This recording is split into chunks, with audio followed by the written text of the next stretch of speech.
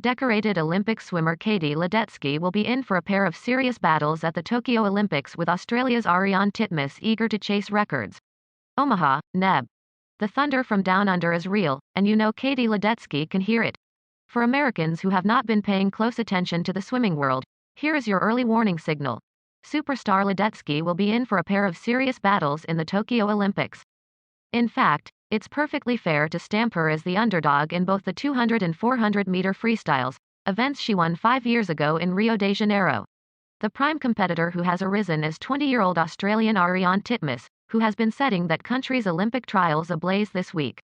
First, Titmus threatened Ledecky's world record in the 400, coming within half a second of the mark set while winning gold at the Brazil Olympics in 2016.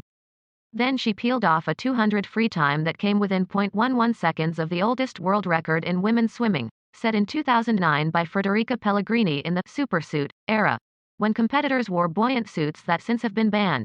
At the end of the latter swim, Titmus wheeled around to look at her time and dropped an F-bomb when she saw her narrow miss. After the former swim, Titmus made clear that Ledecky will be challenged in the 400. Well, she's not going to have it all her own way, she told the Sydney Morning Herald. I can't control what she does. If I do the best I can and put myself in the position to win a gold medal, it's going to be a tough race. Ledecky said Saturday she had only recently become aware that Australia's trials were concurrent with the United States. I'm not going to be checking results every couple hours or anything, she said. I mean, I'm sure we'll hear about certain things because I'm sure we'll be asked about certain things, but I think my focus is on Omaha. Ledecky had a chance to issue her response to Titmus's time in the pool Monday, making her first appearance at U.S. Olympic trials in the 400. She easily won the prelims in a time that was less than half a second slower than she recorded in prelims 5 years earlier, with nearly identical splits. But the night final was not a replica of her powerful 2016 trials performance. Ledecky won, of course. Fairly easily, of course. But she set the bar at an unfair level for her own self to aim for. And so her time of 4 minutes 1 second and 27 milliseconds was not the display that has become customary on the big stage. This was more than 2 seconds slower than what she put on the board in 16. She had two 50-meter splits that strayed into the 31-second realm, whereas she had non-high 5 years earlier. A 4:01 won't send any tremor of doubt across the globe to Australia. Titmus's trials time this week was nearly 5 seconds faster. I thought I'd go a little faster than that, so I was a little surprised, Ledecky said. I'll take it for now. That was plenty good enough for now, and reason to spread a big smile on the 24-year-old's face for having made a third Olympic team. But it won't be good enough to win gold in late July in Tokyo. While it might be a shock to some to see Ledecky vulnerable in an Olympic event after winning 5 gold medals in 2 previous Olympiads, Titmus has done it before on the international stage.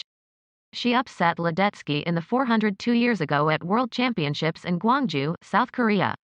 At the time, that result was written off, to a degree, as a result of Ledecky being ill for that meet.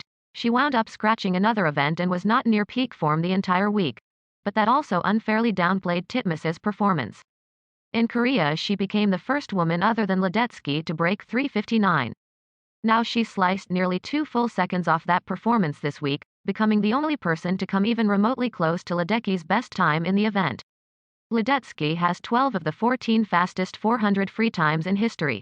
Titmus now has the other 2. Asked about that event this week, Titmus didn't shy away from saying she's coming after Ledecky. Well, she's not going to have it all her own way, Titmus told the Sydney Morning Herald. I can't control what she does. If I do the best I can and put myself in the position to win a gold medal, it's going to be a tough race. It remains to be seen whether the 800 and 1,500 freestyles will be at all stressful for Ledecky. She still figures to be a massive favorite in those events, pending how she swims those events here.